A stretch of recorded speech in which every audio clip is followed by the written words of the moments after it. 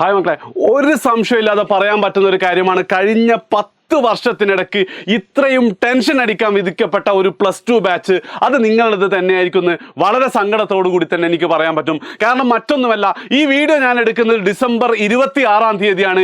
And +2 മക്കളെ സംബന്ധിച്ചിടത്തോളം ജനുവരി 10 കൂടി ഭൂരിഭാഗം സ്കൂളുകളിൽ ഒന്നാണ് ലാബിൻ്റെ മോഡൽ എക്സാം സ്റ്റാർട്ട് ചെയ്യാണ്. ജനുവരി 10 മുതൽ ഒരു 15 വരെയൊക്കെ 3-4 ദിവസം ഉണ്ടാവും. അതിനുശേഷം അത് കഴിഞ്ഞ ഉടനെ ലാബിൻ്റെ ഫൈനൽ എക്സാം ജനുവരി 20 മുതൽ 30 വരെയൊക്കെ പല സ്കൂളുകളും നടക്കുന്നു. എന്നിട്ടോ മോഡൽ എക്സാം സ്റ്റാർട്ട് ചെയ്യുന്നത് ഫെബ്രുവരി 17 മുതൽ 27 വരെ മോഡൽ എക്സാം ആണ്. അതായത് ഫെബ്രുവരി 17 മുതൽ 10 ദിവസം മോഡൽ എക്സാം ആണ്. ആൻഡ് മോഡൽ എക്സാം ഒന്ന് കഴിഞ്ഞിട്ടൊന്ന് ശ്വാസം വിടുന്നതിന് മുന്നേ തന്നെ എന്താണ് സംഭവിക്കുന്നത്? മാർച്ച് 3 മുതൽ അവരുടെ ഫൈനൽ എക്സാം നടക്കുകയാണ്.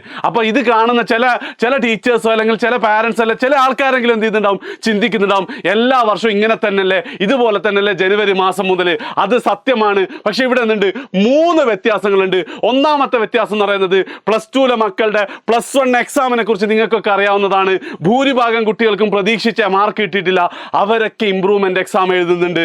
ആൻഡ് ചരിത്രത്തിൽ ആദ്യമായിട്ട് +2 പരീക്ഷയുടെ കൂടെ തന്നെ +1 ഇംപ്രൂവ്മെന്റ് എക്സാം എഴുതാൻ വിധിക്കപ്പെട്ടത് ഇപ്പൊ +2 പഠിക്കുന്ന കുട്ടികളാണ്. ബാക്കി എല്ലാവരും സെപ്റ്റംബറിലും ഒക്ടോബറിലുമായിരുന്നു ഇംപ്രൂവ്മെന്റ് എക്സാം എഴുതിയത്. ഒന്നാമത്തെ കാര്യം. രണ്ടാമത്തെ കാര്യം വരുന്നത് അതിനേക്കാളും ഇമ്പോർട്ടൻ്റ് ആയിട്ടുള്ളതാണ് ക്വസ്റ്റ്യൻ പേപ്പർ പാറ്റേണിലെ മാറ്റം. അത് ശരിയോ തെറ്റോ എന്നതിനേക്കാൾ അപ്പുറം ക്വസ്റ്റ്യൻ പേപ്പർ പാറ്റേൺ എന്താണ്, ഡിഫിക്കൽട്ട് ആക്കിയിരിക്കുന്നു. സ്ഥിരമായിട്ട് ചോദിച്ചുകൊണ്ടിരിക്കുന്ന പ്രീവിയസ് ഇയർ ക്വസ്റ്റ്യൻസ് ഒക്കെ ചോദിക്കാതിരിക്കപ്പെടുന്നു. ആൻഡ് ഇതൊക്കെ എന്താണ്, ഉറപ്പായിട്ടും ഫൈനൽ എക്സാമിനും ഉണ്ടാവുമെന്ന് തന്നെയാണ് പ്രതീക്ഷിക്കുന്നത്. അങ്ങനെയാണെങ്കിൽ ഇതിന് പ്രിപ്പയർഡ് ആയിരുന്നില്ല കുട്ടികൾ മാത്രമല്ല, ടീച്ചേഴ്സും പ്രിപ്പയർഡ് ആയിരുന്നില്ല. കാലങ്ങളായിട്ട് അല്ലെങ്കിൽ കോവിഡിന് ശേഷമുള്ള ഈസി പാറ്റേൺ എങ്ങനെയാണോ ആ രീതിയിലാണ് ഭൂരിഭാഗം സ്കൂളുകളിലും എന്ത് ചെയ്തിട്ടുള്ളത്, ക്ലാസ് എടുത്തിട്ടുള്ളത്.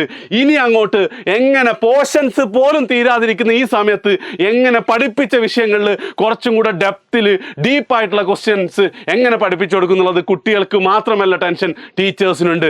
അതാണ് രണ്ടാമത്തെ പ്രശ്നം. ആൻഡ് മൂന്നാമത്തെ പ്രശ്നം എന്ന് പറയുന്നത് ടൈം ടേബിൾ നിങ്ങളൊന്ന് നോക്കിക്കഴിഞ്ഞാൽ +2യുടെ ടൈം ടേബിൾ ഒന്ന് നോക്കിക്കഴിഞ്ഞാൽ ഏറ്റവും ഡിഫിക്കൽട്ട് ആയിട്ടുള്ള സബ്ജക്റ്റ് ആദ്യം തന്നെ സ്റ്റാക്ക് ചെയ്ത് വെച്ചിട്ട് ലാംഗ്വേജസ് ആണ് അവസാനത്തേക്ക് മാറ്റിയിരിക്കുന്നത്.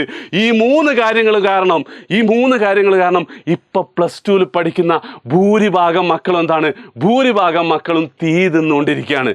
അല്ലേ, ചിരിക്കാൻ പോലും മറന്നുപോയിട്ടുണ്ട് ഒരുപാട് കുട്ടികൾ. ആൻഡ് ഇതിന് എന്താ സൊല്യൂഷൻ എന്ന് വെച്ചാൽ മക്കളെ, എനിക്ക് നിങ്ങളോട് പറയാനുള്ള ഒരൊറ്റ കാര്യം എന്ന് പറയുന്നത്, ഈ എഡ്യൂപോർട്ടൊക്കെ തുടങ്ങിയ സമയത്ത് പല സ്റ്റേജിലും ഇതുപോലെ ഭയങ്കരമായ പ്രതിസന്ധി ഘട്ടത്തിൽ ഞങ്ങൾ കടന്നു പോയിട്ടുണ്ടായിരുന്നു. പക്ഷേ അന്നൊക്കെ എൻ്റെ ഫ്രണ്ട് എഡ്യൂപോർട്ടിൻ്റെ ഫൗണ്ടർ എന്നോട് പറയുന്നൊരു കാര്യമുണ്ട്, അജാസേ, ഈ ഒരു സിറ്റുവേഷൻ നമ്മൾ ഹാൻഡിൽ ചെയ്ത് കഴിഞ്ഞാൽ പിന്നെ നമ്മൾ വേറെ ലെവലാവും. പിന്നെ നമുക്ക് എന്ത് സിറ്റുവേഷനെ ഹാൻഡിൽ ചെയ്യാൻ പറ്റുന്നു ആ ഒരു കാര്യം തന്നെയാണ് എന്തുള്ളത് എനിക്ക് നിങ്ങളോട് പറയാനുള്ള മക്കളെ, സിറ്റുവേഷൻ ഇനി മാറ്റാൻ ഒന്നും ചെയ്യാനില്ല. നമ്മളെ മുന്നിൽ രണ്ട് ഓപ്ഷൻ ആണുള്ളത്.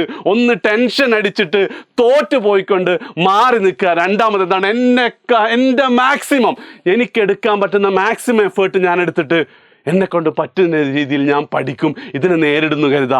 ആ രണ്ടാമത്തെ മൈൻഡ് സെറ്റാണ് നിങ്ങൾക്കുള്ളെങ്കിൽ മക്കളെ, നിങ്ങൾക്കറിയാം SSLC ആയിരുന്നു ലൈഫിൽ ഏറ്റവും വലിയ ചലഞ്ച് എന്ന് കരുതിയിരുന്ന നിങ്ങൾക്ക് +1 എത്തി 2 മാസം കഴിയുമ്പോൾ നിങ്ങൾ ആ ചലഞ്ച് മാറിയിട്ടില്ലേ?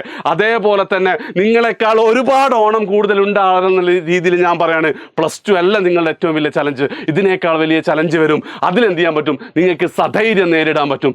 ഈ +2 എക്സാം നിങ്ങൾ മര്യാദയ്ക്ക് നേരിടുകയാണെങ്കിൽ പഠിച്ചു തുടങ്ങുക.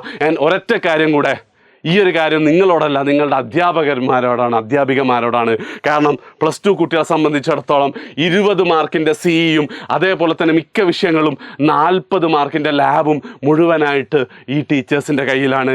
സാധാരണ ഞാനൊക്കെ പഠിക്കുന്ന സമയത്തൊക്കെ ടീച്ചേഴ്സ് ഇങ്ങനെ ഒരു ഡിസംബർ മുതൽ പറഞ്ഞുകൊണ്ടേയിരിക്കുക, ഞാൻ സ്പെഷ്യൽ ക്ലാസ് വെക്കും, സ്പെഷ്യൽ ക്ലാസ് നിങ്ങൾ വന്നിട്ടില്ലെങ്കിൽ CE മാർക്ക് ഞാൻ തരൂല, CEക്ക് വേണ്ടിയിട്ടുള്ള ക്ലാസ് ഉണ്ടാവും, അത് സ്പെഷ്യൽ ക്ലാസ്സിന് വരെ CEക്ക് വേണ്ടിയുള്ള ക്ലാസ് ആണെന്ന്, അതിന് നിങ്ങൾ വന്നിട്ടില്ലെങ്കിൽ CE മാർക്ക് തരൂല എന്ന് പറയും. അതേപോലത്തെ ലാബിലും കഴിഞ്ഞ തവണ ലാബിലൊക്കെ ഒരുപാട് കുട്ടികൾ തോറ്റിട്ട് വെറുതെ പേടിപ്പിക്കായിരുന്നു. എൻ്റെ കെമിസ്ട്രി ടീച്ചർ ലാബ് എക്സാമിൻ്റെ തലേന്ന് ഞാൻ നല്ല ടെൻഷനിലായിരുന്നു. കാരണം ടൈട്രേഷൻ പോലും എനിക്ക് അറിയണ്ടായിരുന്നില്ല. തലേന്ന് എന്നോട് പറഞ്ഞ, അജാസ് നിൻ്റെ സോൾട്ട് ഇതായിരിക്കും എന്ന് പറഞ്ഞിട്ടുണ്ട്. ആ ടീച്ചറോട് അന്ന് എനിക്ക് ഒരുപാട് സ്നേഹം തോന്നിയിട്ടുണ്ട്. പക്ഷേ എനിക്കപ്പോൾ തോന്നിയൊരു കാര്യമുണ്ട്, ടീച്ചർക്ക് ഇതൊരു 2-3 ആഴ്ച മുന്നേ പറഞ്ഞിട്ടുണ്ടായിരുന്നു, സോൾട്ട് ഏതാണെന്നല്ല, ലാബിനെ കുറിച്ച് ടെൻഷൻ അടിക്കേണ്ട അജാസെ എന്ന് പറഞ്ഞിട്ടുണ്ടായിരുന്നെങ്കിൽ ഒരുപാട് ടെൻഷൻ എനിക്ക് ഒഴിവായി കിട്ടൂലായിരുന്നു എന്ന് എനിക്ക് തോന്നിയിട്ടുണ്ട്.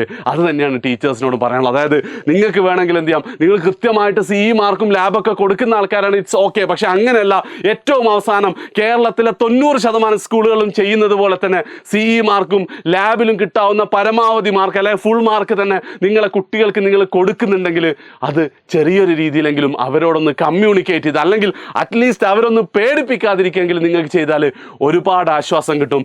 കാരണം +2 ഞാൻ ഒരിക്കൽ കൂടെ പറയാണ്, കഴിഞ്ഞ 10-15 വർഷത്തിനിടയ്ക്ക് ഇത്രയും ടെൻഷൻ അടിക്കുന്ന, ഇത്രയും ഹെക്ടിക് ഷെഡ്യൂളുള്ള മറ്റൊരു ബാച്ചില്ല.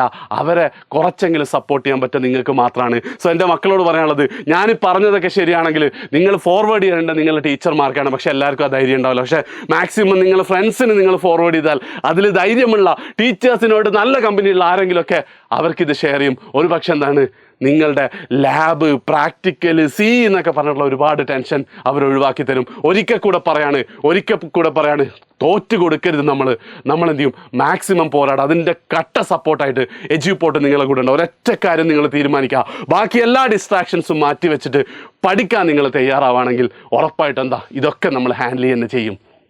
ഇതും കടന്നു പോകും. വീഡിയോ ഇഷ്ടപ്പെട്ടിട്ട് നേരത്തെ പറഞ്ഞതുപോലെ തന്നെ നിങ്ങളുടെ ടീച്ചേഴ്സിനും നിങ്ങളുടെ ഫ്രണ്ട്സിനും ഷെയർ ചെയ്യാം. ബൈ.